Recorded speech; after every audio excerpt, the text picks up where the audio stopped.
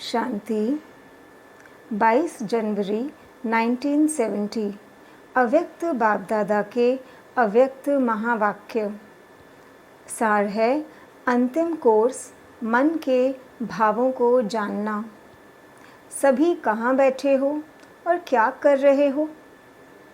अव्यक्त स्थिति में स्थित हो, अव्यक्त रूप को देख रहे हो व व्यक्त में अव्यक्त को देखने का प्रयत्न कर रहे हो।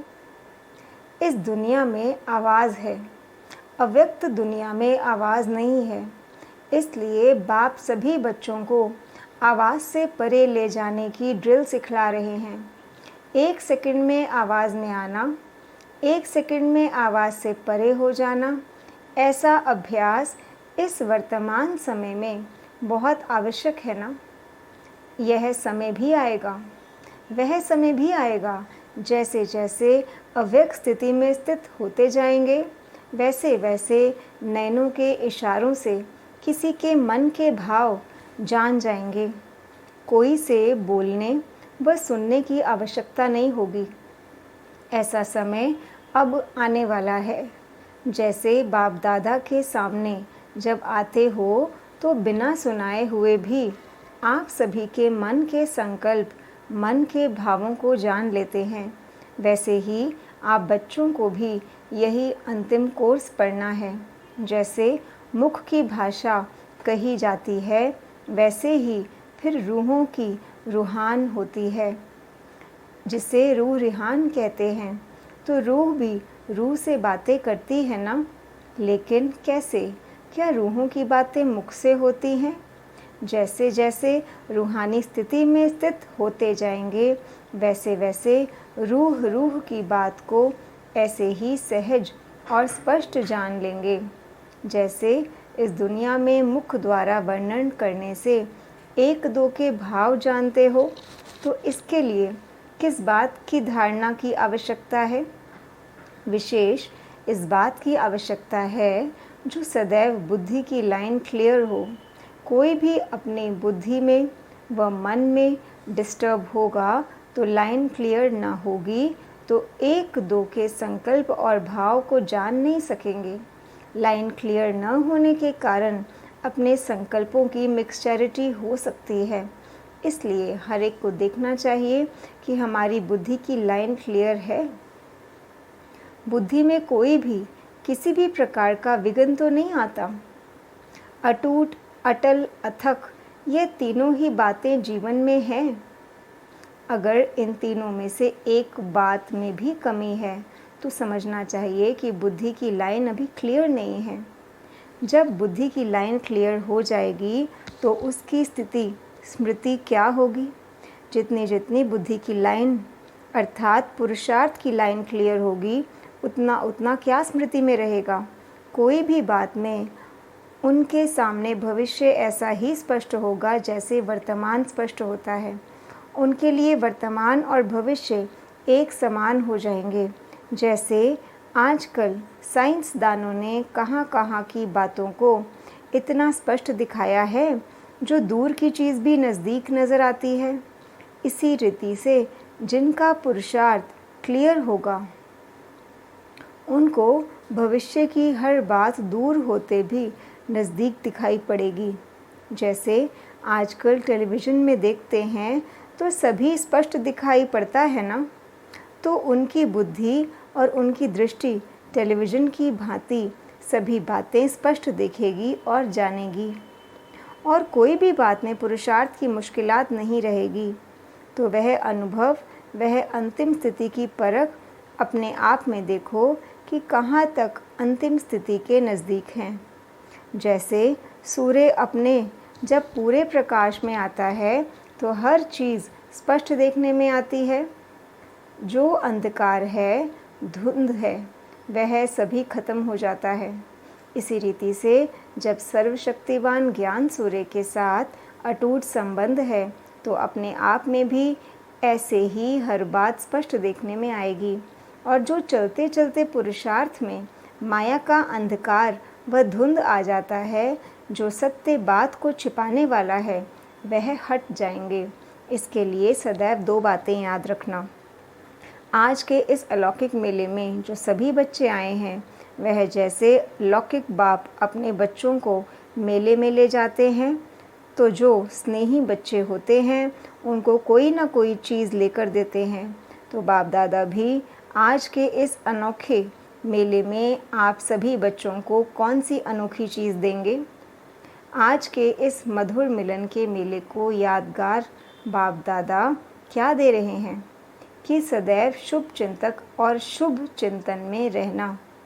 शुभ चिंतन और शुभ चिंतक, यह दो बातें सदैव याद रखना। शुभ चिंतन से अपनी स्थिति बना सकेंगे और शुभ चिंतक बनने से अनेक आत्माओं की सेवा करेंगे। तो आज यह वतन से आए हुए सभी बच्चों के प्रति अविनाशी सौगात है। बाप दादा का स्नेह अधिक है, वह बच्चों का अधिक है। कोई बच्चे सोचते होंगे कि हम सभी का स्नेह बाप दादा से ज़्यादा है। कोई है भी, लेकिन मेजॉरिटी नहीं है। स्नेह है लेकिन अटूट और एक रस स्नेह नहीं है। बच्चों का स्नेह रूप बदलता रहता है।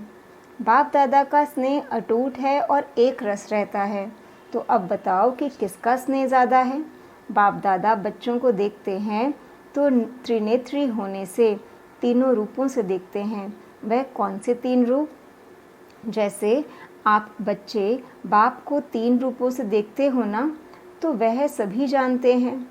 लेकिन बाप बच्चों को तीन रूप से देखते हैं। एक तो पुरुषार्थी रूप, दूसरा अब संगम का भविष्य जो फरिश्ता स्वरूप है, और तीसरा भविष्य देवता रूप। तीनों का साक्षात्कार होता रहता है। तीनों ही रूप एक एक ऐसे ही स्पष्ट देखने में आते हैं जैसे वर्तमान यह देह का रूप इन आँखों से स्पष्ट देखने में आता है।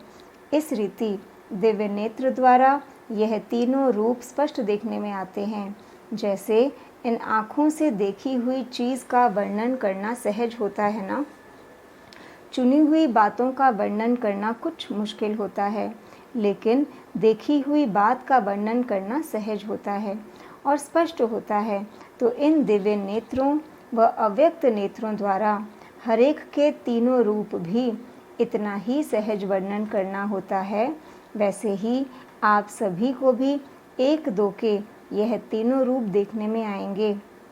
अभी यथा योग्य यथाशक्ति है, लेकिन कुछ समय बाद यह यथाशक्ति शब्द भी समाप्त हो जाएगा और हर एक अपने अपने नंबर प्रमाण संपूर्णता को प्राप्त हो जाएंगे। तो बाप दादा आप सभी के संपूर्ण मुखड़े देखते हैं। संपूर्णता नंबरवार होगी। माला के 108 मणके जो हैं, तो नंबरवार मणका और 108वां मणका दोनों को संपूर्ण कहेंगे कि नहीं कहेंगे? विजयी रत्न कहेंगे। विजयी रत्न अर्थात अपने नंबर के प्रमाण संपूर्णता को प्राप्त हो। उसके लिए सारे ड्रामा के अंदर संपूर्णता की फर्स्ट स्टेज है। जैसे सतयुग में विश्व महाराजन, तो 8वां भी तो कहलाएगा ना। लेकिन फर्स्ट विश्व महाराजन की सृष्टि के संपूर्ण सुख और 8वें के संपूर्णता के सुख में अंतर तो होगा ना। वैसे ही यहाँ भी हर एक अपने अपने नंबर प्रमाण संपूर्णता को प्राप्त हो रहे हैं। इसलिए बाप दादा संपूर्ण स्टेज को देखते रहते और वर्तमान समय के पुरुषार्थ को देखते रहते हैं। क्या है और क्या बनने वाले हैं? आपने पूछा ना कि वतन में क्या बैठकर करते हो? यही देखते रहते हैं और अव्यक्ति सहयोग देने की सर्विस करते रहते हैं। सभी समझते हैं कि बाप दादा वतन में पता नहीं क्या बैठ करते होंगे, लेकिन सर्विस की स्पीड साकार वतन से वहाँ तेज़ है, क्योंकि यहाँ तो साकार तन का भी हिसाब था ना। अब तो इस बंधन से भी मुक्त हैं, अपने प्रति नहीं हैं, सर्व आत्माओं के प्रति हैं। जैसे इस शरीर को छोड़ना और शरीर को लेना, यह अनुभव सभी को है ना। वैसे ही जब चाहो तब शरीर का भान बिल्कुल छोड़कर अशरीरी बन जाना, और जब चाहो तब शरीर आधार लेकर कर्म करना, यह अनुभव है। इस अनुभव को अब बढ़ाना है। बिल्कुल ऐसे ही अनुभव होगा जैसे कि स्थूल चोला अलग है और चोले को धारण करने वाली आत्मा अलग है। यह अनुभव अब ज़्यादा होना चाहिए। सदैव यही याद रखो कि अब गए कि गए, सिर्फ सर्विस के निमित्त शरीर का आधार लिया हुआ है। लेकिन जैसे ही सर्विस समाप्त हो वैसे ही अपने को एकदम हल्का कर सकते हैं। जैसे आप लोग कहाँ भी ड्यूटी पर जाते हो और फिर वापस घर आते हो तो अपने को हल्का समझते हो ना। ड्यूटी की ड्रेस बदल कर घर की ड्रेस पहन लेते हो, वैसे ही सर्विस प्रति यह शरीर रूपी वस्त्र का आधार लिया हुआ है। फिर सर्विस समाप्त हुई और इन वस्त्रों के बोझ से हल्के और न्यारे हो जाने का प्रयत्न करो। 1 सेकंड में चोले से अलग कौन हो सकेंगे? अगर टाइटनेस होगी तो अलग नहीं हो सकेंगे। कोई भी चीज़ अगर चिपकी हुई होती है तो उनको खोलना मुश्किल होता है, हल्के होने से सहज ही अलग हो जाता है। वैसे ही अगर अपने संस्कारों में कोई भी ईजीपन नहीं होगा तो फिर अशरीरी का अनुभव कर नहीं सकेंगे। सुनाया था ना कि क्या बनना है? ईजी और अलर्ट। ऐसे रहने वाले ही इस अभ्यास में रह सकेंगे। बाप दादा बच्चों को कोई नया नहीं देख रहे हैं, क्योंकि जबकि तीनों ही कालों को जानते हैं तो नया कैसे कहेंगे। इसलिए सभी अति पुराने हैं। कितना पुराने हैं यह हिसाब नहीं निकाल सकते। तो अपने को नया नहीं समझना, अति पुराने हैं और वही पुराने अब फिर से अपना हक लेने के लिए आए हैं। यह नशा सदैव कायम रहे। यह भी कभी नहीं बोलना कि पुरुषार्थ करेंगे देखेंगे, नहीं। जो लास्ट आए हैं उनको यही सोचना है कि हम फास्ट जाएंगे। अगर फास्ट का लक्ष्य रखेंगे तो पुरुषार्थ भी ऐसे ही होगा। इसलिए कभी भी यह नहीं सोचना कि हम लोग तो पीछे आए हैं तो प्रजा बन जाएंगे। नहीं, पीछे आने वालों को भी अधिकार है राज्य पद पाने का। अच्छा, अव्यक्त मुलाकात भी मिलन ही है।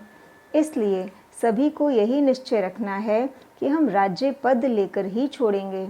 हम नहीं बनेंगे तो कौन बनेंगे? कोटों में कोई से भी कोई आत्मा गिनी जाती है ना।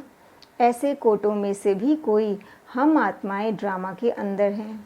यह अपना निश्चय नहीं भूलना। बाप दादा सभी बच्चों का भविष्य देख हर्षित होते हैं।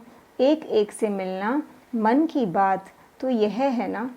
लेकिन आप सबके समान इस व्यक्त दुनिया में बाप दादा को अभी यह व्यक्त दुनिया नहीं है, तो आपकी दुनिया के प्रमाण समय को भी देखना पड़ता है। वतन में समय नहीं होता, घड़ी नहीं होती, लेकिन इस व्यक्त दुनिया में यह सभी बातें देखनी पड़ती हैं। वहाँ तो जब सूरज चांद ही नहीं तो रात दिन किस हिसाब से हो, इसलिए समय का बंधन नहीं है। अच्छा, ओम शांति।